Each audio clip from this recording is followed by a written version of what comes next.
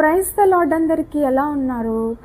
ధర్మశాస్త్రోపదేశకుడు అంటే ధర్మాన్ని బోధించే ఒక వ్యక్తి, వీ కెన్ సే లాయర్. ఆయన యేసుప్రభు దగ్గరకు వచ్చి యేసుప్రభుని శోధించాలనే ఆలోచనతో ఆయనను ఒక ప్రశ్న అడుగుతాడు.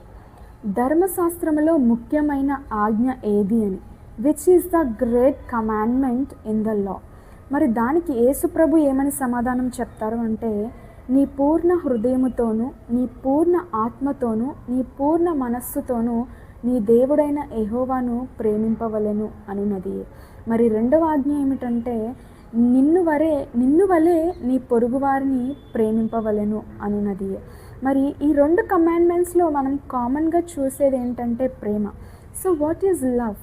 మీ దృష్టిలో ప్రేమ అంటే ఏమిటో కమెంట్ చేయండి. మరి అపోస్తలుడైన పౌలు కొరింథీయులకు రాసిన పత్రిక, మొదటి పత్రిక 13వ అధ్యాయము 4 నుంచి 7 వచనాలు చదివితే మనకి ప్రేమ గురించి వివరణ ఉంటుంది. To know more about love, just read these verses. Thank you very much and praise the Lord.